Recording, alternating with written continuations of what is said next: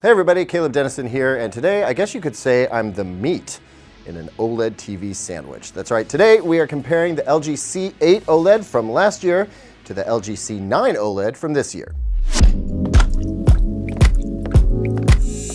So it happens every year. New TVs come out, but the year prior TVs are still out there and they cost a lot less money.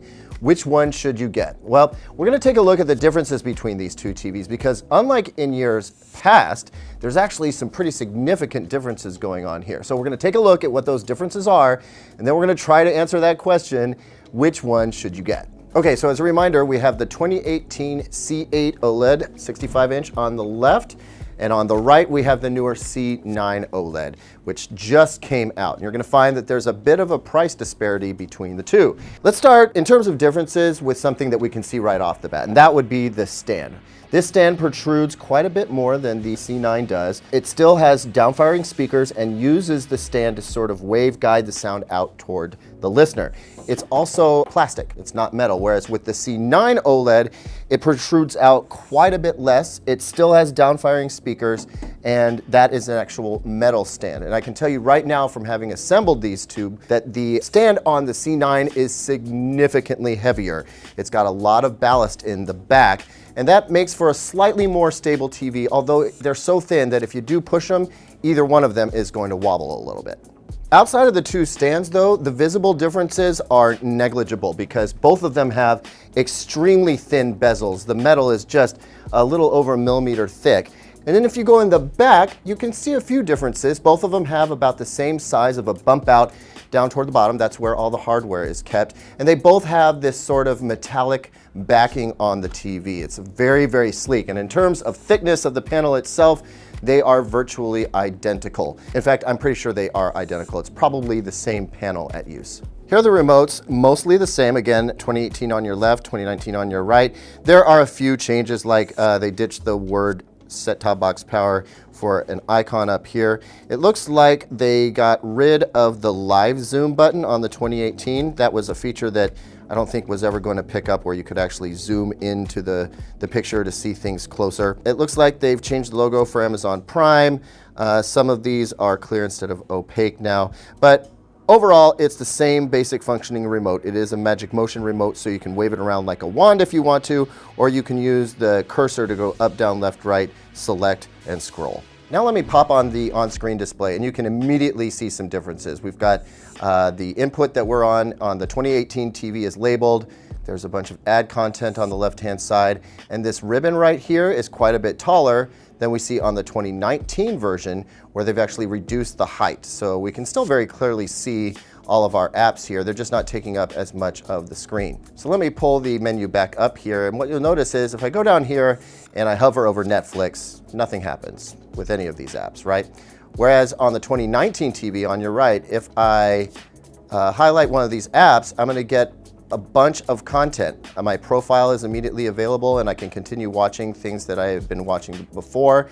And the same goes for like Prime Video and a few other apps, where it's gonna make getting to my content a lot faster and a lot smoother than we see over here on the 2018 TV. Here's another small but I think meaningful difference. If I want to move an app on the 2018 TV, I just press and hold it, and then I can drag it to wherever I want it to go and have them in the order that I desire. On the 2019 TV, I can do that if I want to, but you'll notice that when I do start to move an app, it gives me an option for this intelligent edit. When you click that, it will automatically order the apps based on your use. So whichever you use the most will be furthest to the left, and so on and so forth. And I think that's a nice little convenient play. One more little thing, if you press the settings button, you'll notice that the options are on the right of the 2018 TV and on the left of the 2019. All of the same picture presets are available though. It's essentially the same interface outside of what I showed you before. One last thing I want to show you on the 2019 model is this home dashboard that you can get to from the main ribbon. This allows you to manage your inputs, rename them if you didn't like it auto-detecting your equipment, which it does very well, by the way.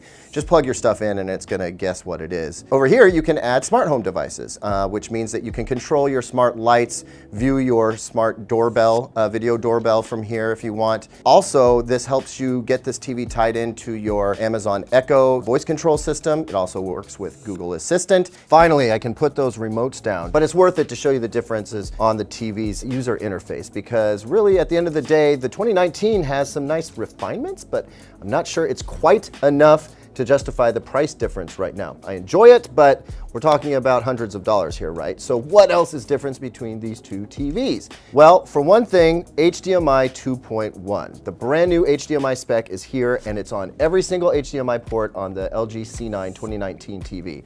What does that mean for you? Well, basically it means you get immediate access to EARC and variable refresh rate. But the thing is, when I say you get immediate access, I mean they're there, but you can't really use them, not yet. So we know that you can connect a PC, and through FreeSync you should be able to get variable refresh rate, although we haven't been able to use that here. We don't have a GPU that seems to want to do it.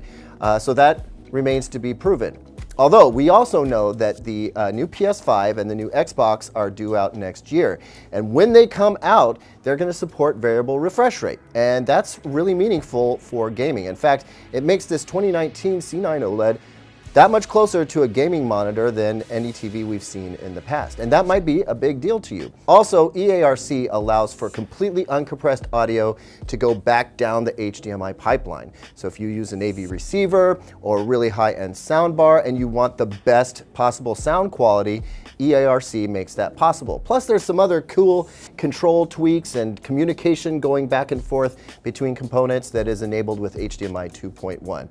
And that's a major future-proofing point. So what else is different between the two TVs? Well, most of it has to do with LG's Alpha 9 Gen 2 processor. There's a whole bunch of artificial intelligence that's being played up in this television. It is meant to help clean up the picture a little bit. So when you're watching low bitrate content, whether that means it's coming from your cable box or from a YouTube video, something that doesn't have tons of information or isn't particularly good resolution, the LG C9 is supposed to be a little bit better than the C8 at cleaning that content up. And I will say it does a very good job, but so does the C8. So the question is whether those small improvements that I detail in our full review video are enough to sway you one towards the other. So the way I see it, you buy the LG C9 because you want to have the latest and greatest and you want the most future-proof TV. If you're somebody who's always on the bleeding edge of technology, then you might be able to take advantage of stuff that HDMI 2.1 is going to enable in the future.